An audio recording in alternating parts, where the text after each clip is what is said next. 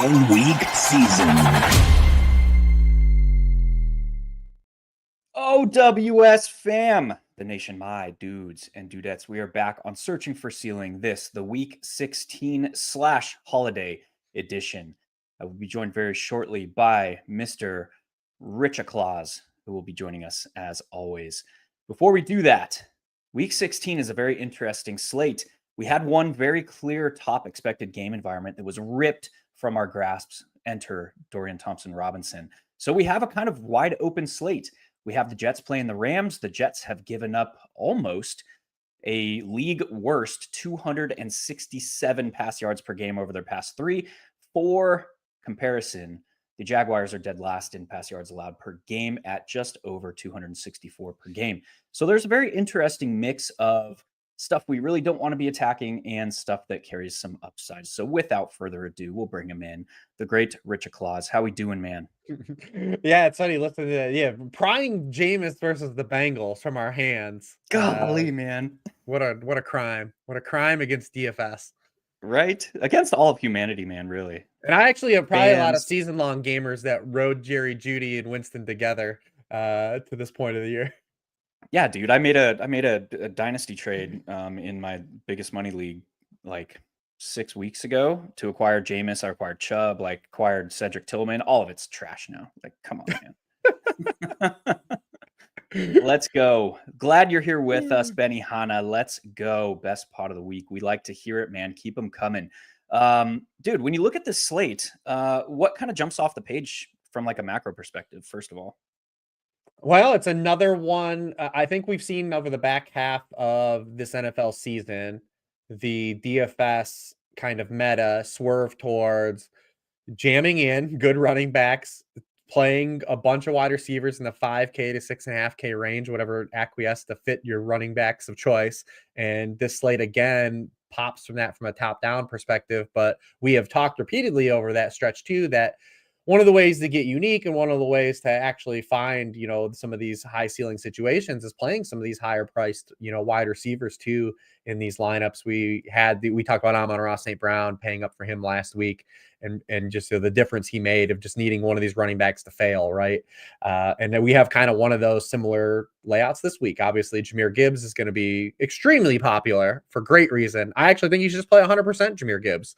But then you've got guys like James Conner and Bijan Robinson. We've got Saquon facing the Commanders. Like, it's another Chase Brown you can keep playing.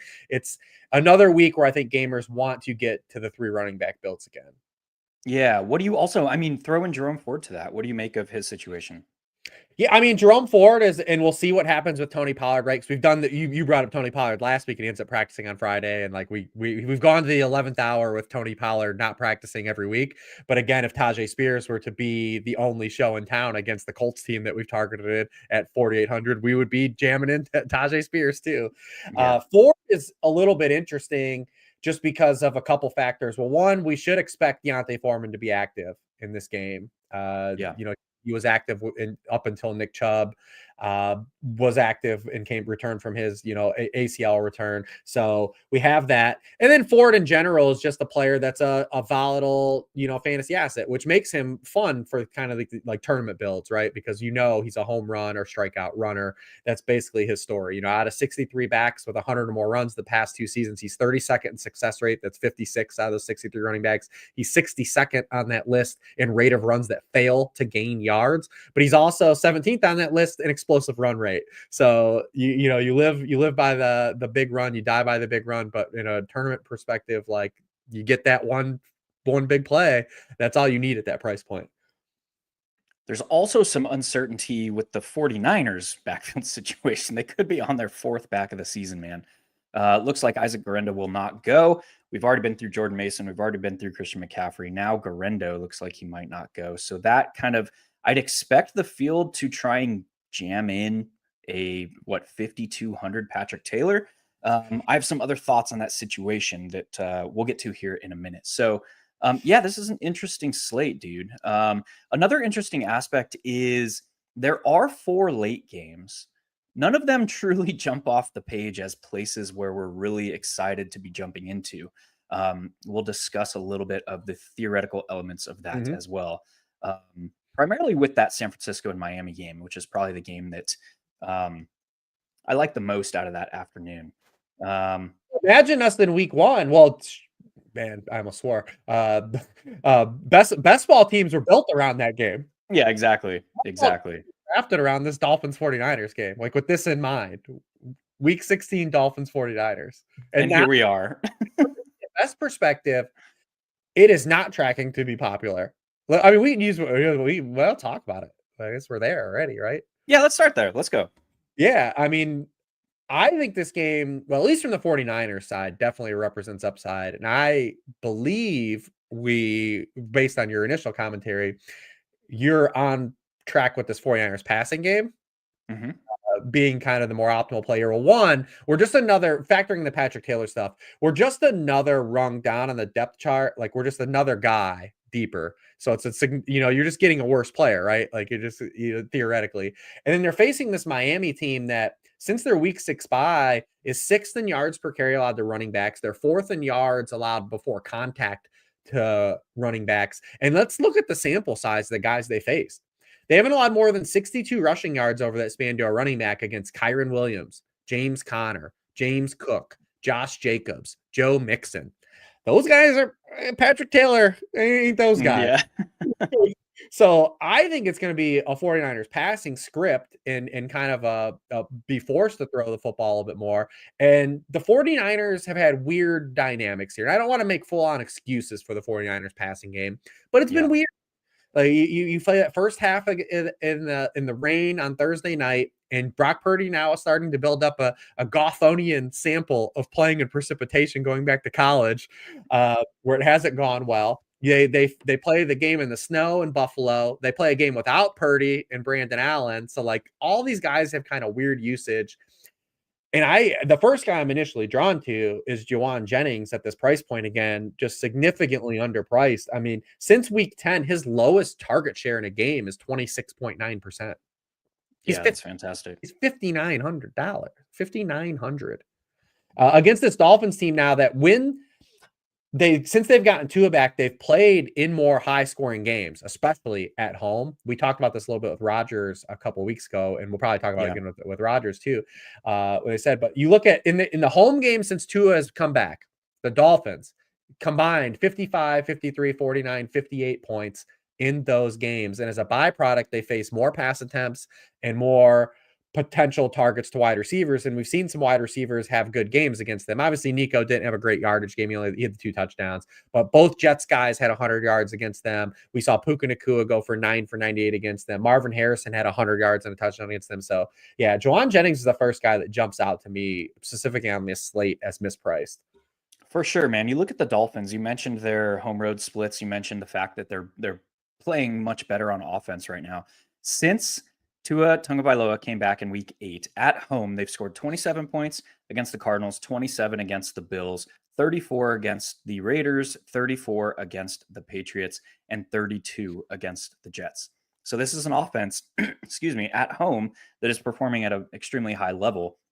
And what we're effectively looking for when we're targeting the 49ers is we kind of need that outside influence.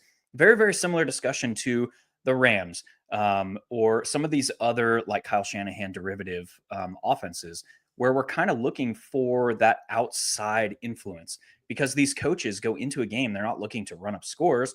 They're looking because this coaching tree is some of the better coaches at adjustments, in-game adjustments and adjusting to kind of the flow, the pace, the tempo, and what the game is kind of giving them. So if the Dolphins can find some success here, it should, and based on like they're on their 4th string running back and all the kind of dynamics of the 49ers right now, and they're not mathematically limited from playoffs, but they absolutely need a win here.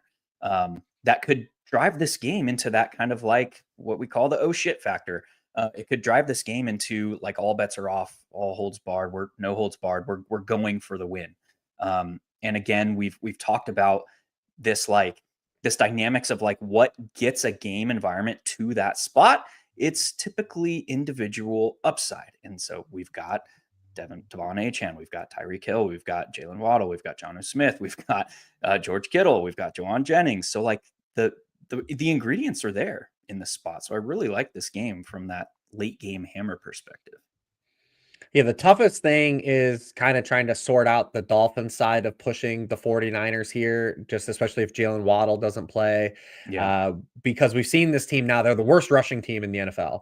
They actually dipped below the Raiders in EPA per run. They have 2 runs of 20 more yards in their past 10 games, 31st league, which has just not been the dynamic that we've seen from this offense since Mike McDaniel's joined the team.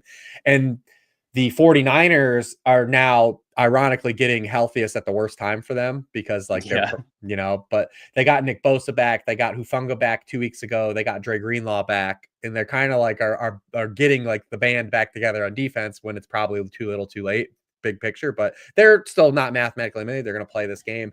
And then, if Waddle's out, you'd say, all right, well, we get more Jonnu. And then like, we're always hesitant with tight ends against Fred Warner, right? Like it's like, dang, we got the tight end killer back. Yeah, and with Hufanga back, like, so it's like, how outside of Tyreek Hill, who hasn't been generating splash plays, how do we get the push? That's where I'm at with the Dolphin side. But I do like the 49ers passing side a lot. Purdy plus Jennings, or Purdy plus Jennings and Kittle, or if you want to get to the Debo stuff, because does Debo now get more rushing with no Patrick, now that we're on Patrick Taylor? Like that still is in the elements too, if you want to play the Debo stuff. Kyle Shanahan did reinforce that he still believes in Debo and he hasn't lost a step, but I do like the 49ers side. I'm trying to generate the path for the Dolphins though.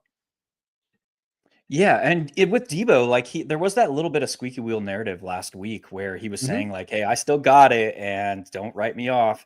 He saw like 3 opportunities on the team's first couple of drives, and then kind of fizzled out after that. So, I don't know. Had the potential touchdown. Yeah, I really don't know what to make of Debo. It's an interesting case. I played him last week. Were they an island game? I feel they like were a Thursday night game. That was so I played him. No touchdown was scored. That was so gross, dude. Come on. He was one of the leverage pieces for me on that Thursday night football game. And after the first couple drives, I was like, I'm a genius, and then it just didn't materialize.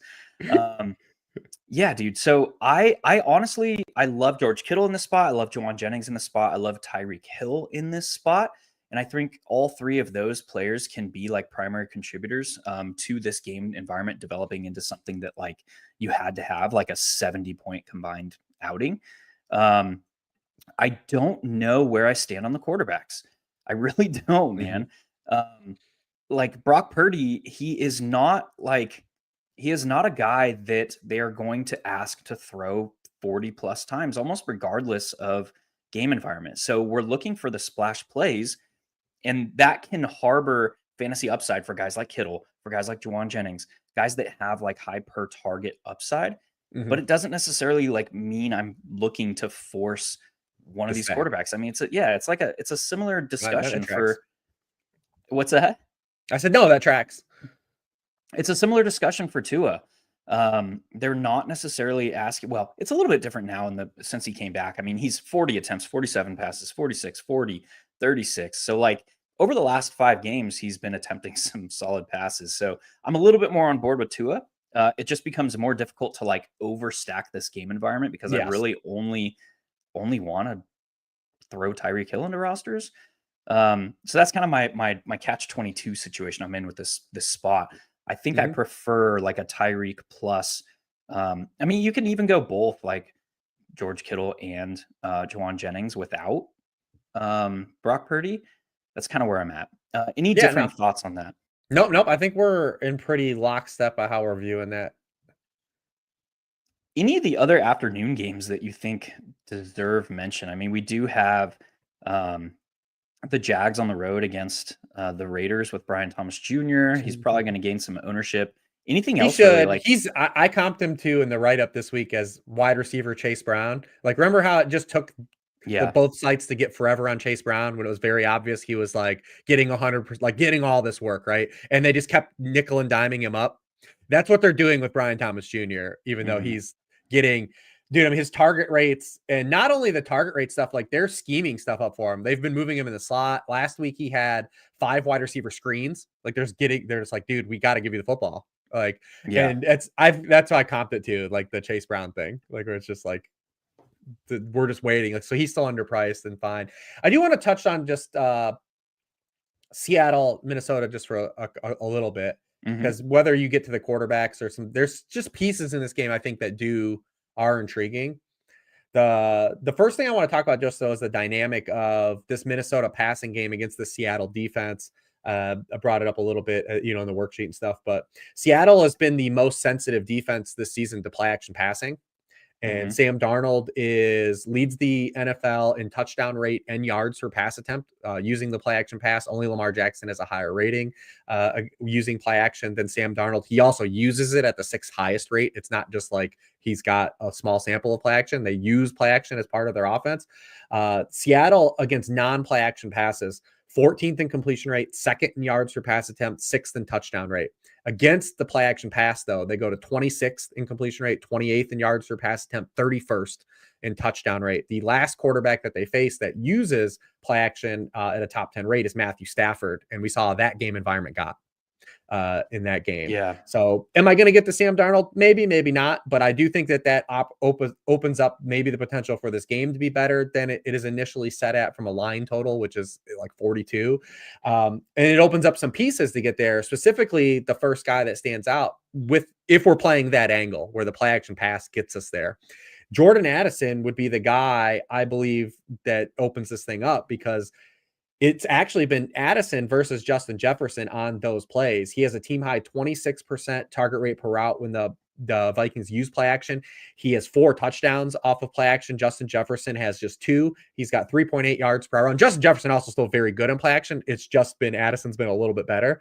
So you can maybe potentially even run some doubles here too as well. But yeah, if Jordan Addison opens this thing up from a passing perspective, I'll start there and then we can hit the Seattle side. But I definitely think that's an angle for this game to be better than it looks on the surface.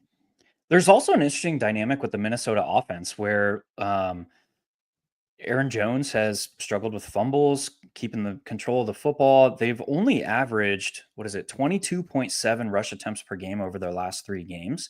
And these were primarily games where they were kind of in control of the game environment. I mean, it was a 30-12 win over Chicago. It was a 42-21 win over Atlanta. And then they had that 1-point win over the Cardinals in week 13. What do you make of the decreasing reliance on the run here from Minnesota? Well, they're a team that has been kind of opponent driven for running. Obviously, once they lost Darisaw, that's like 2 years running now. Like when he's been out of the lineup, like it's been a little bit of a problem for them to run the football. And it's a team that inherently structurally they want to throw the football too. So the way it's built this year. So and Darnold, as the larger sample, has been more positive than negative. He's had a couple games like Monday night and the Jets game in London where you're like, oh, that's the Sam Darnold that I've seen more. But there's been more positive than negative. I dig it. What do you think about Seahawks? I mean, JSN kind of jumps off the page. He's going to grab ownership. Anything else that you're looking at from them? I will just say, if you are one for Narrative Street or one for just the potential volume of this matchup, Ryan Grubb openly came out and said that they're going to try to get DK Metcalf to football more. He said it's just unacceptable, the lack of volume that DK Metcalf's received.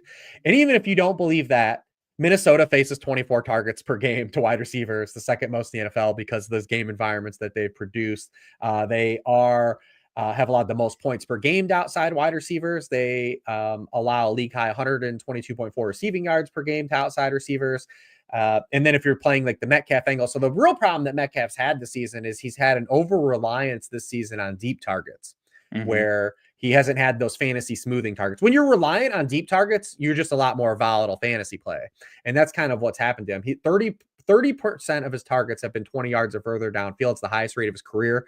Well, if you were to play into that and say, well, Minnesota has allowed a 43% success rate of those passes to be completed to wide receivers. That's 28th in the NFL. They've allowed the second most completions on those throws too. So the price is right. If you can stomach it, like if price is right, Bob.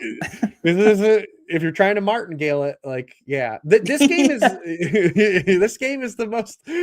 So like this game has like that factor where like it could be terrible. There's no doubt this game has a path to be terrible, but I think this game also has a chance to be a way to be overstacked, like the Rams Seahawks were, I think 4 weeks ago, as well. Those are big shoes, man. I got really nothing to add. I really like the angle on DK Metcalf. It's analytically driven. It's coach speak driven. There's a lot going on. Yeah, I Price mean, driven. even price driven. Even Mike McDonald came out this week and had a sound bite like we need to get DK more involved. I for the longest time I couldn't tell if it was injury related because he came back from injury and he just really kind of dropped off the map. And that's when we saw JSN's role change Yep. and when we saw JSN kind of taking on this more featured role in the offense.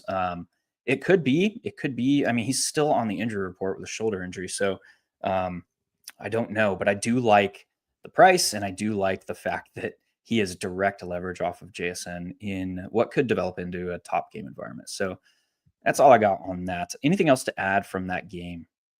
No, that's about it. We're not going to touch the backfields. Mm-mm.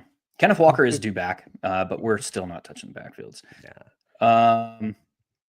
Any other interest in kind of the afternoon? What do you make of the Bills before we move on?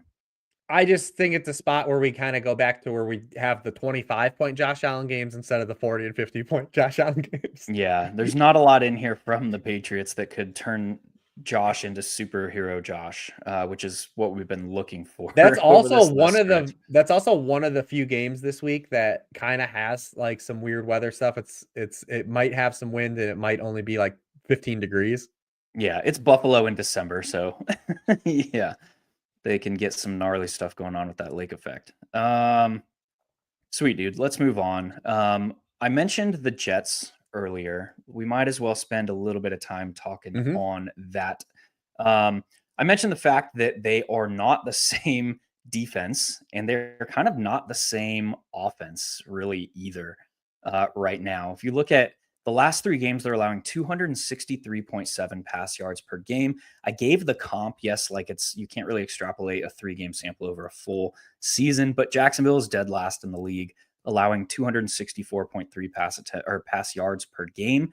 The Jets are they are kind of up in the pace, kind of up in the tempo a little bit. They're kind of up in the pass volume a little bit of late. Is there upside for the Jets because this is like we mentioned with Kyle Shanahan, this is a Sean McVay Rams offense that they are going to go into the game with a run balanced approach. They're going to make the adjustments. So they likely need the Jets to be pushing the situation a little bit.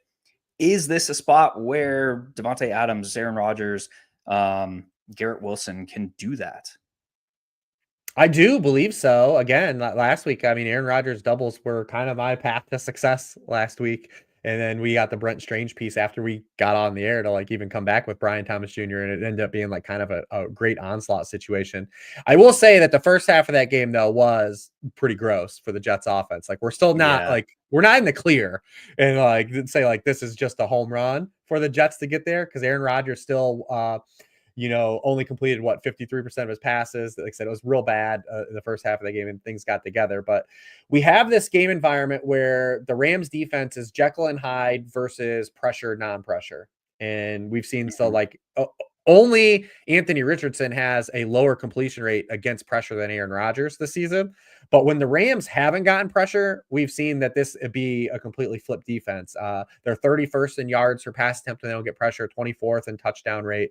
So there is a path here for success if the Jets can hold up in pass protection in this game. And then from a matchup stance, like where the Rams have given up their points this year have been to wide receivers, primarily outside wide receivers, which gives some signal to the Garrett Wilson, although Davante Adams has been really good when he's been targeted on the opportunities he's had outside. He's just played more in the slot since moving to the Jets versus when he was on the Raiders team. So there is still an avenue here to run Aaron Rodgers doubles. I'm kind of more interested in running probably Garrett Wilson as an isolation play in this game versus probably Davante Adams, who's maybe tracking for a little bit more popularity. And he's been a higher scorer for fantasy in recent weeks. Yeah. But and then maybe like a Puka Nacua bring back like a double there. But we do need the Jets to be productive to push McVay. Yeah, 100%. When you look at Davante Adams versus Garrett Wilson, Adams has seen double-digit targets in 5 of his previous 6 games. He's scored 5 times in that span. He scored 4 times in the previous 3 games.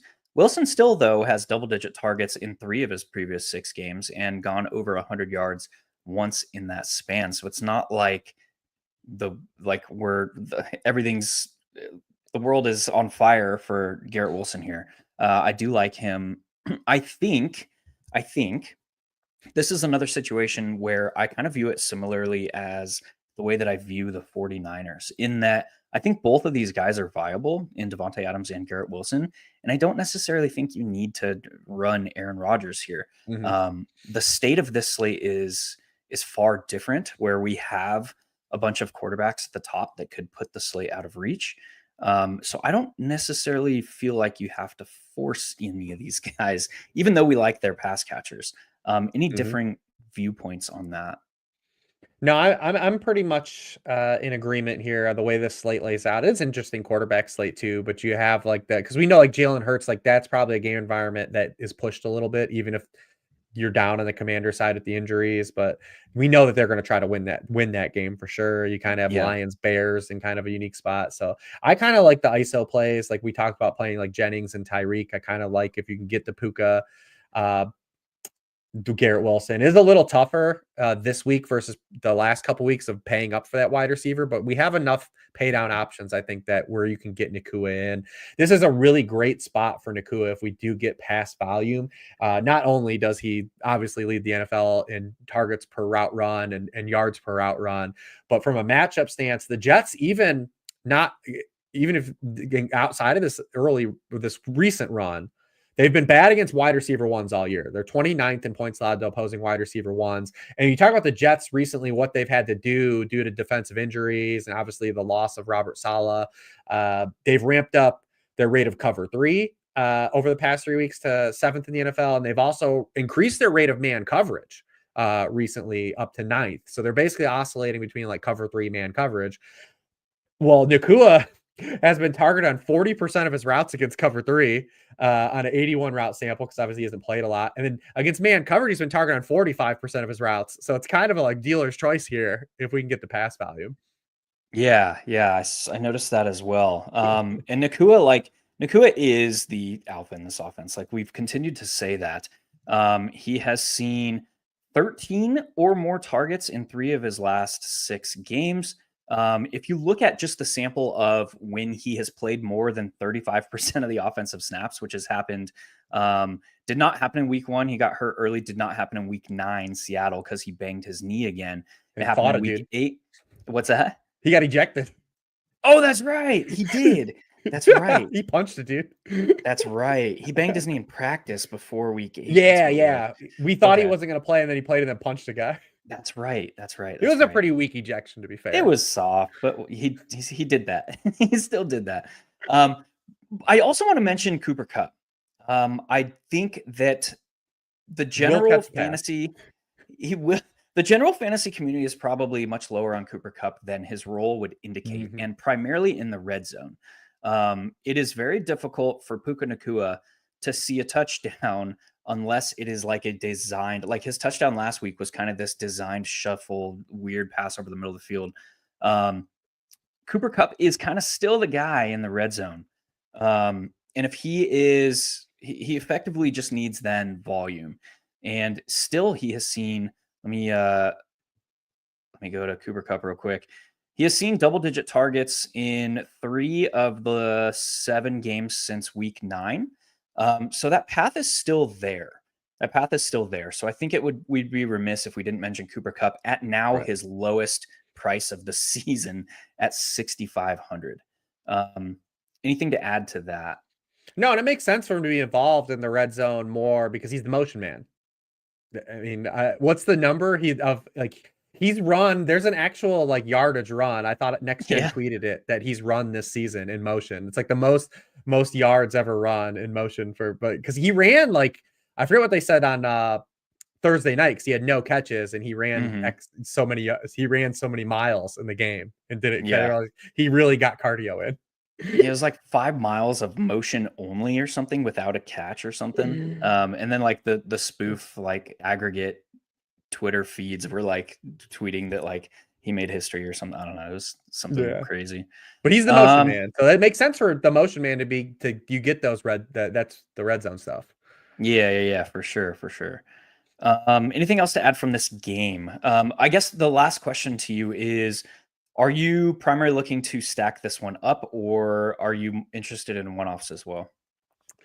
I'm generally just interested in Puka Wilson as plays. I do think from an onslaught perspective, I could be coaxed into it on the state of the slate, but only like I always talk about when we talk about these situations, small field, single entry. That would be where you would go into bed on this game. I dig it. And you're probably doing dig it through the Rodgers side if you do, because it's the way the game gets there. Yeah. Yeah. I suppose we should talk about the Lions, shallst we? Jahmyr Gibbs is probably going to be in smaller field stuff. I would assume pushing 50%. In larger field stuff, we might see 35 to 40%. I'm of the opinion that that's too low, like you. Yeah. We look at what. Let me just run through, because we haven't had a game this season where either Jahmyr Gibbs or David Montgomery has been out. But I we always made did get. Go ahead. I brought up on this show before and other shows. What was I pitched this to you?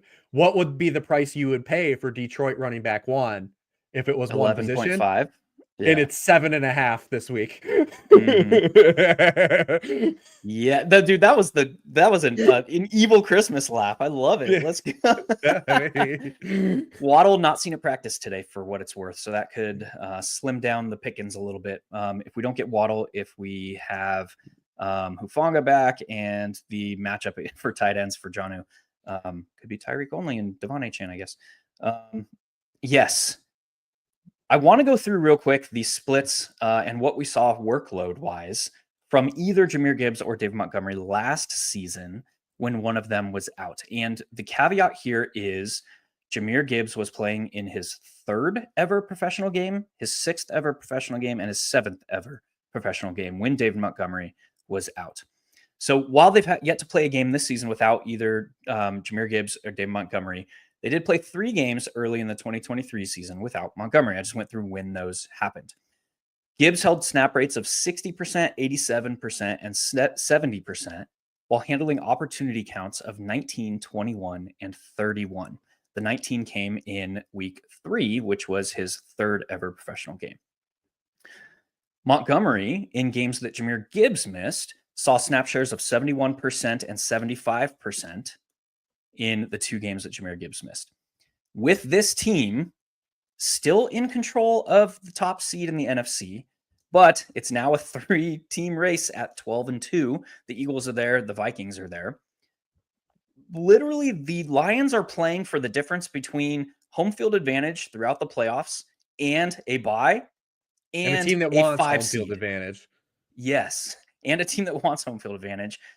And if the Vikings pass them, they could be playing for a 5 seed because they're the exact same 12-2 record right now. So this team wants to win. So I get it. We've had Dan Campbell say, we need to be smart with Jahmyr Gibbs. Like, he's not supposed to be this robust dude. But when you look at it's Jahmyr Gibbs, who is the lightning player.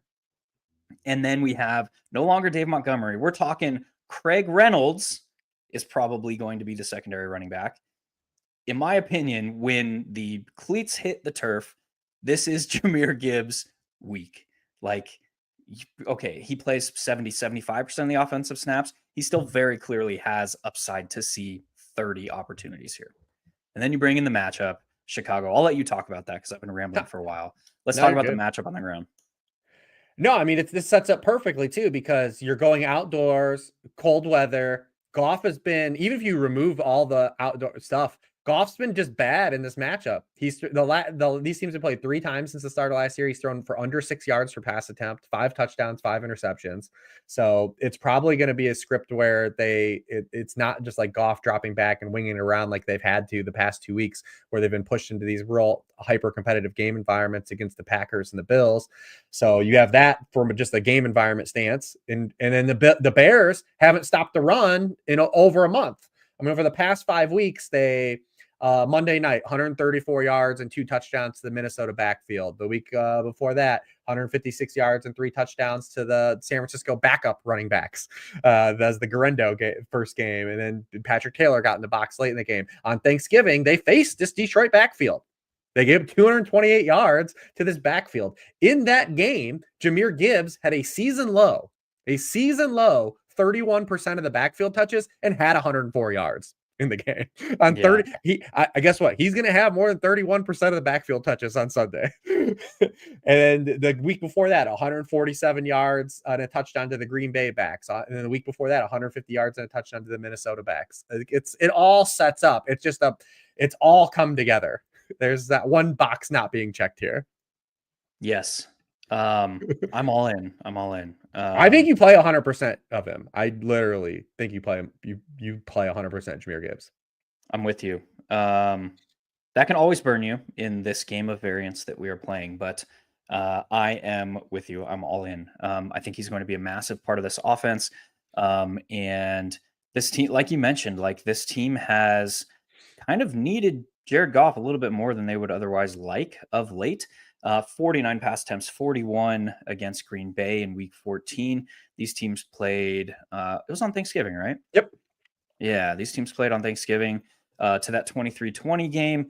But this is a spot, man, where it's like, take the Jahmyr Gibbs rushing longest rush over and play him kind of 100%. That's kind of how I'm seeing it. Anything else to add there, dude? What do you think of Amon-Ra?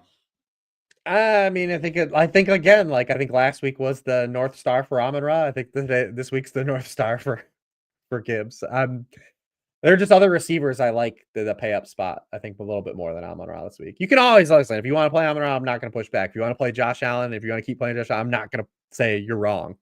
But yeah, I like. And the kind of decrease in rushing defense efficiency coincides for the Bears with the firing of Matt Eberflus. So Thomas Brown moves from an offensive assistant to interim offensive coordinator. And that happened with the Jets that we just talked about. Yeah, exactly. The Jets literally have the worst defensive EPA in the NFL since firing Robert Saleh. And they've had some injuries too that tack on here, but it's like, yeah, these coaches are removed. They're doing different things. It does impact things another way. Mm-hmm. I love it, man. What about the Bears? With the change to now Thomas Brown, then interim offensive coordinator, now interim head coach, this team has been featuring its pass game. We'll say that. Where they're expecting Roschon Johnson back, who is their change of pace guy, short yardage guy. But this team has kind of lived and died by the pass since the change here. We've had Keenan Allen and DJ Moore, who have kind of separated from the trio of wide receivers.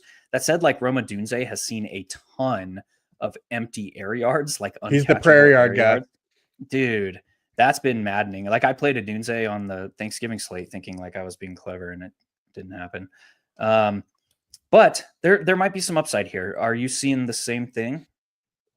Absolutely, especially when you factor in, again, all the injuries that the Detroit has now on the defensive side of the ball. I don't know if Chicago has the personnel to take advantage of the injuries to the linebacking unit that the Bills took advantage of last week. I mean, what a great game plan by Joe Brady. They played, obviously Kincaid coming back helped, but they were right back to playing. They played the most 2 backfield sets that they ran in a game all season. They ran a ton of 2 tight end stuff in that game, and they just really put Aaron Glenn in a blender with tight ends and running backs out of the production. It was the most yards that running backs and tight ends have combined for in a game this season receiving. And I don't know if the Bears are going to operate that way. I don't think they want to, because they're more of an 11 personnel team and they want to throw to their wide receivers. They're guys that command targets. But I do think with Carlton Davis being out now, that also opens up, we've seen, because Carlton Davis didn't play on Thanksgiving either. Yeah. That's the last game he missed, and DJ Moore had 16 targets in that game. There was some weird game environment stuff in that game too, because the Lions got way ahead in the first half. The Bears no-showed in the first half, then kind of used that. That was actually whenever Flus got fired. But no Carlton Davis in that game opened up DJ Moore to have 16 targets. It could be also a signal for Odunze as well. But those 2 guys are cheap enough, Allen and Moore, where I think at their price, they can be run back with Gibbs and Skinnies if you want. And if you want to take the shot on Odunze's prairie yards coming to fruition. The problem is, if they've been legit prairie yards, 27% of his targets have been inaccurate throws. So for context, Keenan Allen's at 18% and DJ Moore or DJ Moore's at 15%. He's been getting a lot more screen stuff and near line of scrimmage stuff since the Thomas Brown change. So that's just what's impacted at Dunze is he's getting more targets with a lower success rate. Mm-hmm.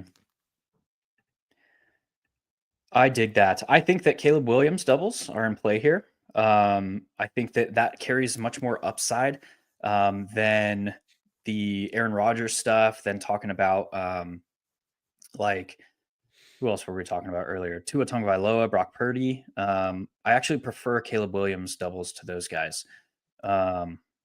Same, because you get the legs too. Mm-hmm. Yeah, which has been a thing with Thomas Brown as well, a little bit more. And a thing with the Lions. And a thing with the Lions, yeah, because they're playing a ton of man coverage, which we like to see. Yeah, dude, 19 players off the Lions' initial defensive depth chart from week 1 are out, which is absurd. It's tough, man. It stinks. Like they're getting banged up. The Eagles are surging. Like they need to hold on to home field for sure. Yeah. But yeah, so this is a very, very important game, a very, very important 3 weeks for the Lions here. Man, we mentioned it early in the show, but getting Jameis against the Bengals ripped away from us, that gives me zero interest in the Browns. Even Jerome Ford here, zero interest. But do you think there's any upside still remaining for the Bengals against a rather hit or miss aggressive Browns defense here?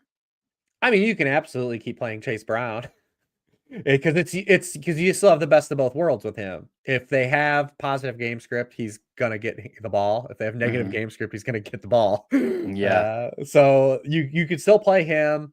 The pricing is finally caught up to where at least you have to pay for him now. Because there was just weeks where you just auto played him because again, we talked about a little bit. That's where I am with Brian Thomas.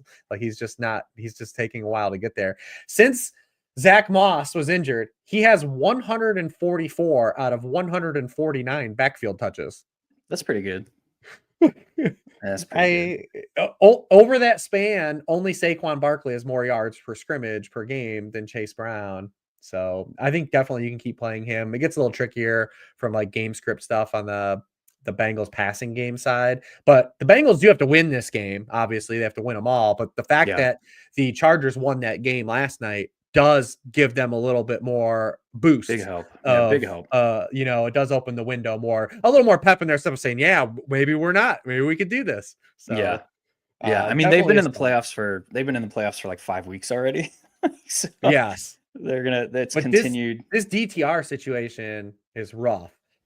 Yeah. Be prepared because the Deshaun Watson version of the Browns was some of the worst football we've seen in the NFL this season. Well, over the sample we've seen of DTR over his 2 years in the NFL, and mind you, it's not like a super small sample either, but it's small.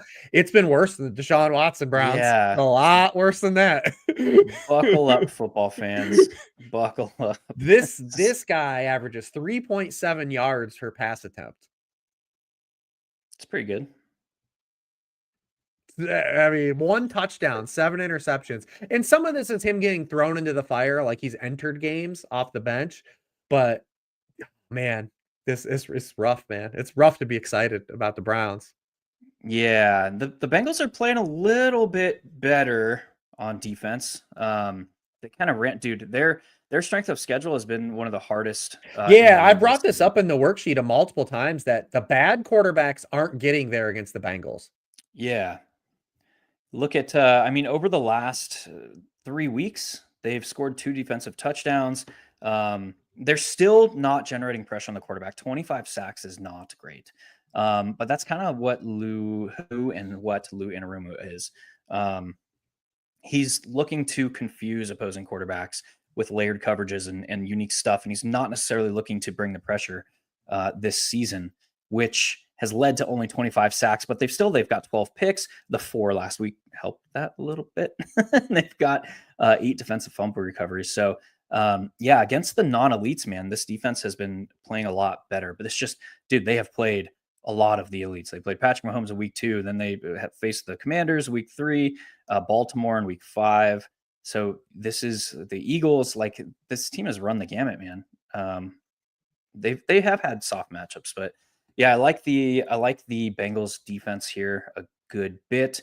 On a slate where it's like we don't really have a clear and away top defense, really. We have a lot of interesting options because of backup quarterbacks and teams that are kind of trash and not playing for a lot, but we don't really have anything that's clear and away, which kind of gives a little bit more credence to the possibility of jamming in the Bengals. Anything on Jamar Chase, T. Higgins?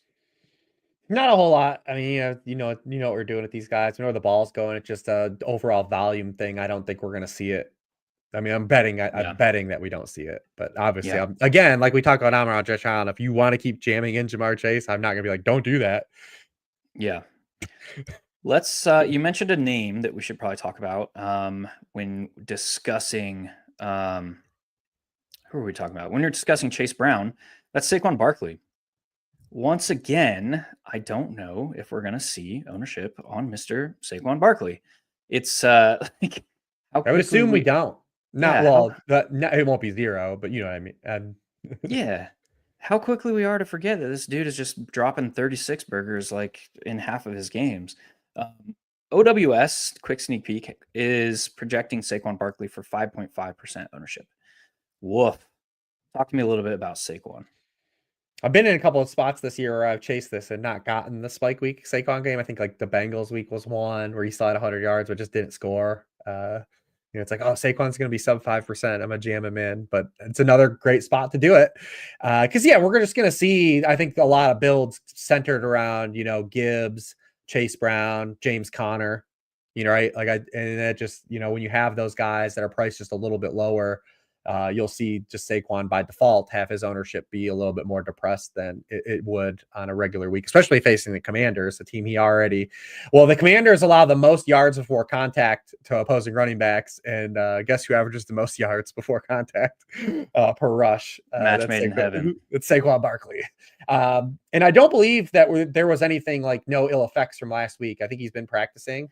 He left the game briefly. But even Sirianni said at halftime, he's like, I got nothing for you injury wise. Gotcha. He was just saying, there's been nothing on the injury report or anything. So I'm with you. Like he's definitely be in my tournament portfolio. Absolutely. Yeah. And still, even with the 65 rush yards last week against the Steelers, he still could break Eric Dickerson's record, but he's going to need a pretty massive game here. He needs 139 per game to get there. Mm-hmm. Yeah, so he's at just over 400 something yards that he needs over the last 3 games. Yeah, he basically needs 140 a game to get it. Yeah, he was pacing after that week 14 game against the Panthers, but that 65 yarder against Pittsburgh. He did have 146 last time these teams played. Yes. And we mentioned since like week 4 was kind of a turning point for this Commanders defense. We've talked about it in the past, but since week 4, they are like near the top of the league in pass yards allowed per game, and they're near the bottom of the league in rush yards allowed per game. They're dead last in yards allowed before contact, 2.57. There's a lot of things going here. Like, this is a situation, the Bears are second to last in yards allowed before contact, 2.52. The Commanders are last at 2.57. And we have Jahmyr Gibbs without David Montgomery in one spot, and we have Saquon Barkley in the other spot. I'm going to be looking personally to pair those guys at a high frequency on my rosters this week.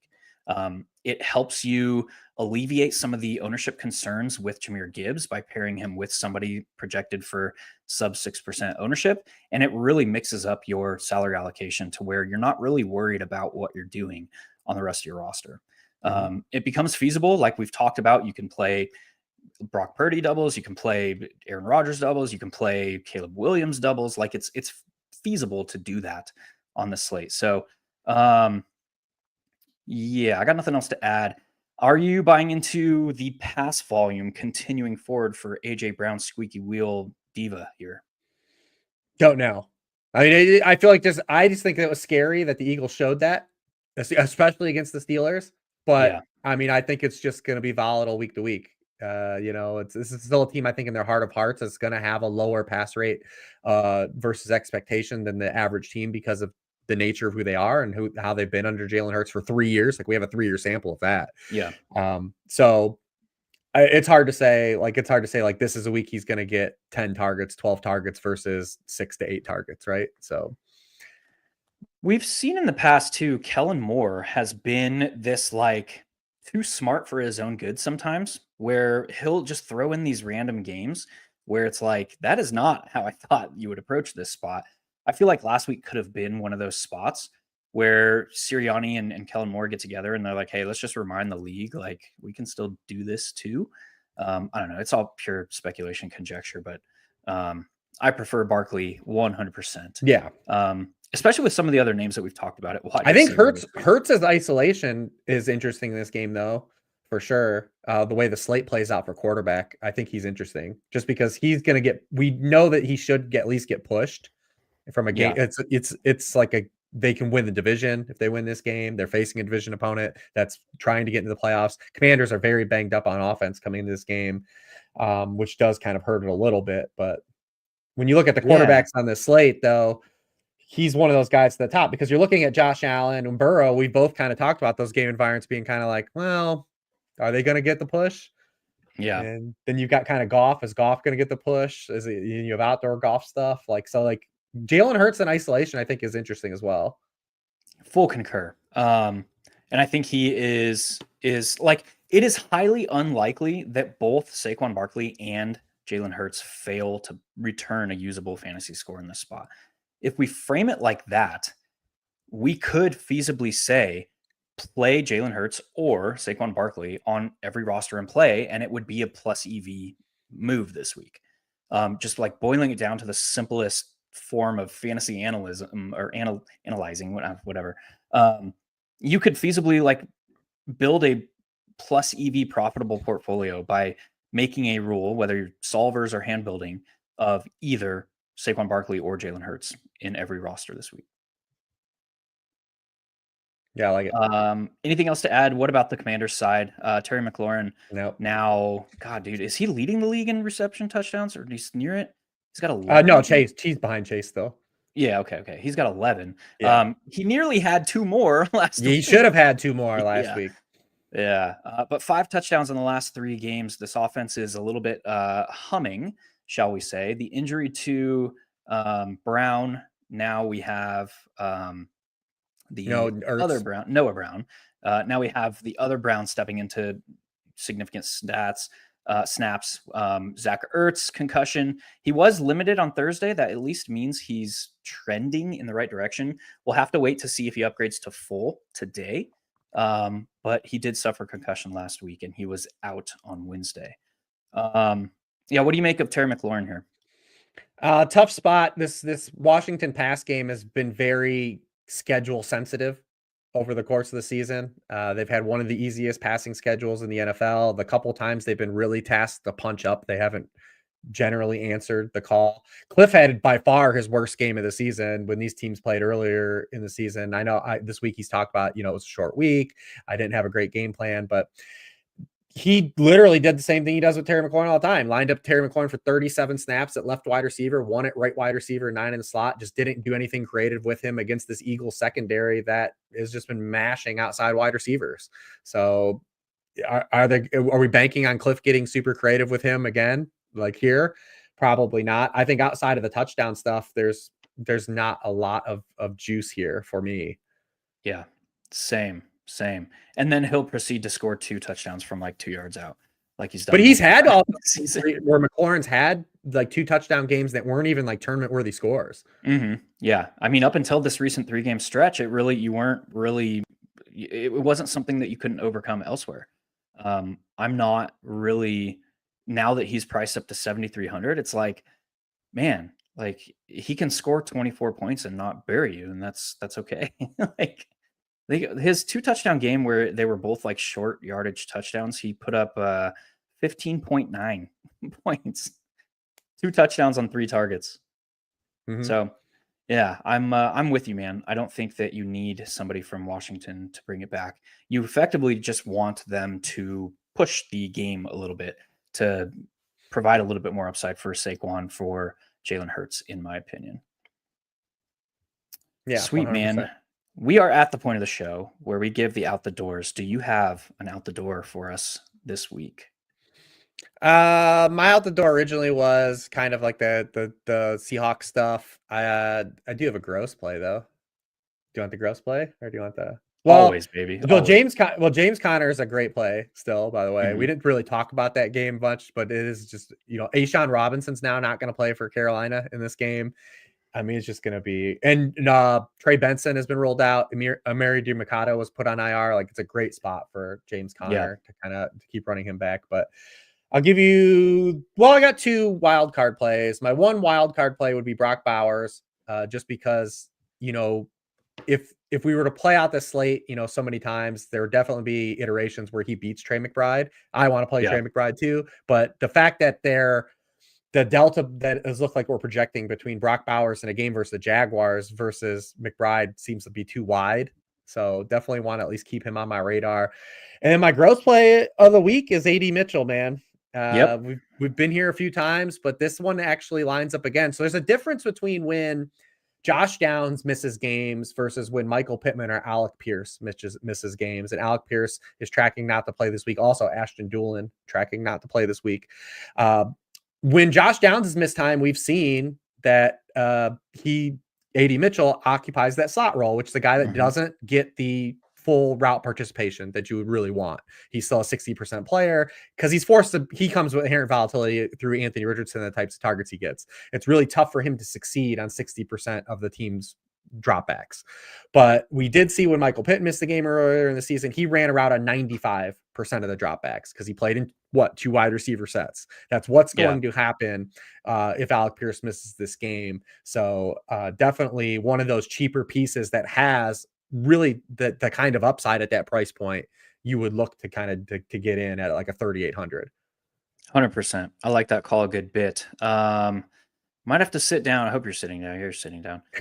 Mine is Mr. Chigoziem Okonkwo. In that same game, actually, we get the quarterback change. We got Mason Rudolph coming into town. Rudolph coming into town just in time for Christmas. Let's go.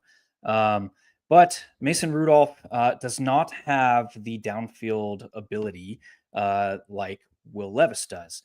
I don't know necessarily how that's going to influence this game plan. But if we look at the matchup, we have a Colts defense that is still near the top of the league in cover 3 utilization, just over 41%. You look at the metrics from the Tennessee pass catchers against cover 3 this season, it is atrocious. Bad. Calvin Ridley, man, is not getting it done. He's primarily getting it done against man coverage. His ADOT against cover 3 is over 20 this season. So they're not even like altering how he's being used against it. And now we have Mason Rudolph, who is not the same downfield thrower. We have cover 3, who is going to just consistently struggle against tight ends. And we have Chigoziem Okonkwo, who, let me double check this.